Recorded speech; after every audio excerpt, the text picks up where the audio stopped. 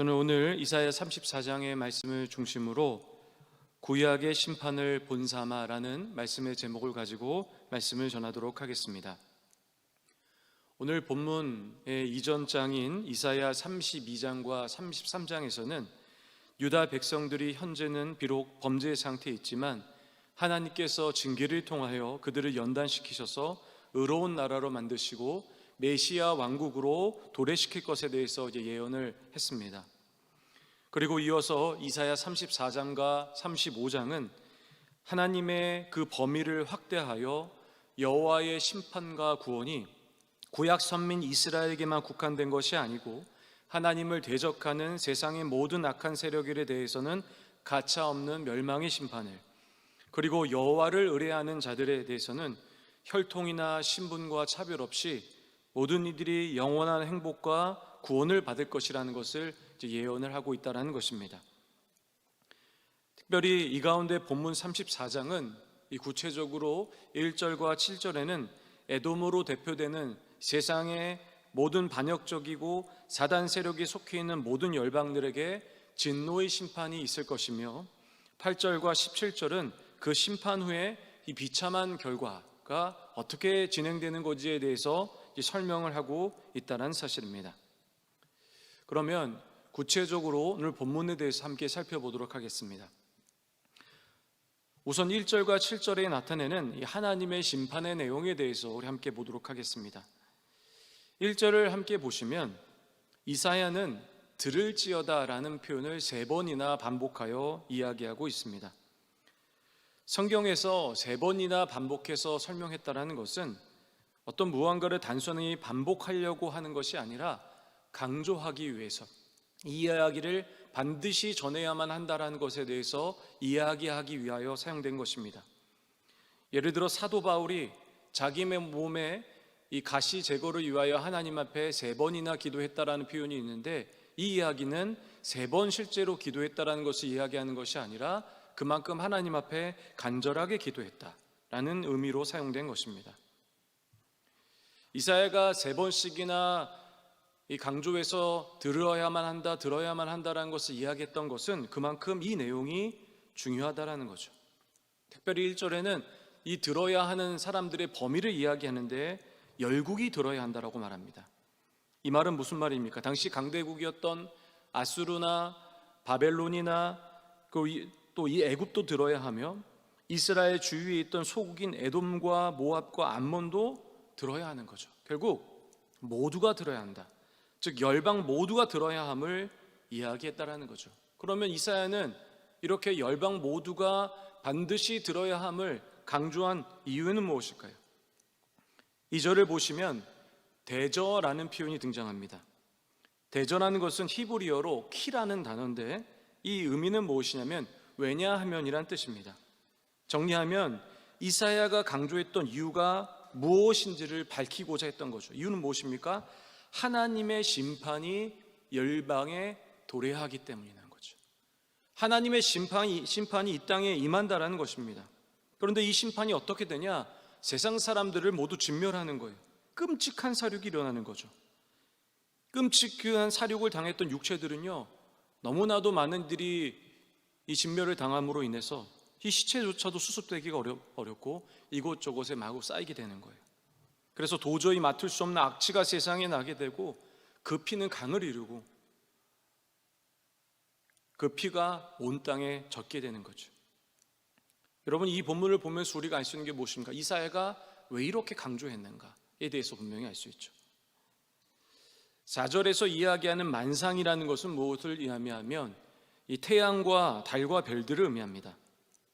이 본문을 읽어보면 아시겠지만 포도나무와 무화과나무 잎이 말라 떨어지듯이 심판의 날에 하늘에서 해와 달과 별이 떨어지고 하늘이 마치 두루마리 말리듯이 말리게 될 거라는 거죠. 이 얘기 무엇을 얘기하는 거냐면 실제로 하늘에 별이 떨어지는 것을 이야기하는 것이 아니라 사람이 감당할 수 없는 일들이 바로 심판이다라는 거죠. 사람들도 감당할 수 없는 인생의 일을 겪을 때마다 무슨 얘기를 합니까? 하늘이 무너지는 것 같다, 이런 표현을 쓰지 않습니까? 무슨 얘기입니까? 하나님의 심판이라는 것이 인간이 도저히 감당할 수 없는 수준이라는 거예요. 이어서 5절과 7절을 보시면 마지막 때에 심판을 당하는 이 모든 열방을 대표해서 에돔이라는 나라를 이사야는 등장을 시킵니다. 에돔이 누구입니까? 바로 이스라엘의 형제의 나라입니다. 그럼 왜 이사야는 이 형제의 나라인 에돔을 등장시켰을까? 그 이유는 뭐냐? 5절과 6절을 보시면 여호와의 칼이라는 표현이 계속 반복되는 것을 볼 수 있습니다. 이 사람이 이 구약 시대에 보면 번제와 속죄제들을 드릴 때 희생 제물을 이제 삼아 드렸는데 어떻게 드렸습니까? 그 제물에 이 제사장의 머리에 안수하고 그것을 잡음으로써 자신이 죽어야 할 것을 대신해서 이 짐승들이 이제 죽게 되었습니다. 이사야가 에돔을 등장시켰던 이유는 뭐냐? 하나님께서 모든 열국이 다 죽어야 한다. 그 에돔을 대표시키면서 죽어야 함을 표현하면서 바로 모든 일들이 이렇게 죽어야 함을 이야기하고 싶었던 것입니다. 이어서 8절과 17절에 보시면 이 하나님의 심판의 결과가 무엇인가를 이제 설명을 하죠. 8절은 이렇게 시작되죠. 이것이라는 단어죠. 히브리어로 이 표현도 실제로 보면 왜냐하면이란 뜻입니다. 즉 에돔이 희생제물이 되어 심판을 받는 이유가 무엇인가를 설명하는데 이유는 무엇이냐면 바로 그날이 하나님께서 복수하시는 날이기 때문이라는 거예요. 다시 말하면 하나님께서 심판의 날에는 인간의 상황과는 전혀 상관없이 반드시 하나님이 심판할 거다. 이 심판은 반드시 온다라는 것을 우리에게 분명하게 말하는 거죠. 여러분, 심판의 이 결과는 그 이후의 모습은 참으로 끔찍합니다. 에돔이 온 땅이 어떻게 되냐면 역청과 유황으로 황폐해졌다고 표현해요. 이 표현은 이 창세기에 보면 소돔과 고모라의 심판 이후의 모습과 굉장히 유사함을 볼 수 있는데 하나님께서 사람을 진멸하실 뿐만 아니라 이곳에 불의 심판을 내리시겠다라는 거예요. 그리고 11절 15절에 보시면 그 심판 후의 모습을 조금 더 구체적으로 이 설명을 하는데 이 역청과 유황으로 볼타버리고 사람들의 시체로 뒤덮인 이 황폐한 에돔에 바로 온갖 동물들이 사는데 11절에 보시면 당아새, 고슴도치, 부엉이, 까마귀가 산다고 이제 기록하죠. 이 얘기는 무엇을 얘기하냐면 신명기 14장에 보시면 이스라엘 율법의 대표적인 부정적인 동물을 이야기합니다. 이 동물들이 바로 지금 이 이사야 34장에서 얘기한 동물과 일치해요. 그러니까 무슨 얘기입니까? 에돔은 저주와 상징의 동물만이 살게 된다. 이것을 지금 설명하는 거예요. 결국 이사야가 하고 싶었던 건 무엇입니까? 심판받은 이후에 이 에돔은 더 이상은 사람은 살아갈 수 없는 땅을 이야기하는 거죠. 여러분, 본문의 이 이사야 44장을 통해서 특별히 하나님의 심판의 이야기를 통해서 우리에게 이야기하고자 하는 것은 무엇입니까? 크게 두 가지라고 생각합니다. 첫 번째로는 에돔에게 두려운 심판의 날이 왔던 것처럼 이 세상에 대한 최후의 심판의 날도 반드시 임한다라는 거예요. 베드로후서 3장에서는 이렇게 이야기합니다. 이제 하늘과 땅은 그 동일한 말씀으로 불사르기 위하여 보호하신 바 되어 경건하지 아니한 사람들의 심판과 멸망의 날까지 보존하여 두신 것이니라. 베드로가 하는 말이 이것입니다. 하늘과 땅이 보존되어 온 이유는 무엇이냐면 사람들이 마지막 경험해야 할 이 심판과 멸망의 날을 위함이에요. 하나님이 땅과 하늘을 멸망시키지 않고 그대로 보존해 주셨던 이유는 바로 이것 때문이에요. 얼마나 두려운 말씀입니까? 성경의 심판의 사례라는 것은 마지막 날에 이 심판의 예시가 되며 땅이 존재하는 이유는 무엇입니까? 심판을 위해서라는 거예요. 사랑하는 성도님들, 죽음 이후에는 두려운 심판이 있습니다. 그러므로 우리는 이 땅에서 두렵고 떨리는 마음으로 이 땅을 하나님 말씀으로 살아가야만 하는 거예요. 이 세상의 끝이라고 믿는 사람들은 정말 이 땅이 끝이라고 생각하기 때문에 내가 해보지 못한 것들을 다 해보고 내 정욕대로 내 욕망대로 살아가죠. 그러나 이 땅은 끝이 아니에요. 여러분, 이 땅의 끝이라고 생각한 그 시작은 하나님 말씀하셨을 때는 바로 새로운 시작임을 분명히 기억해야만 합니다.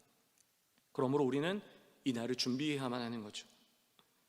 두 번째로 이 본문의 말씀을 통해서 하나님께서 말씀하시는 것은 하나님을 따르지 않는 자들에게는 하나님의 심판은 두려움이지만 하나님 백성에게는 오히려 기쁨과 승리의 날이 된다는 것입니다. 이사야 34장은 이 이사야 34장에서 얘기하는 심판과는 어울리지 않은 구절이 있는데 그게 몇 절이냐면 8절입니다.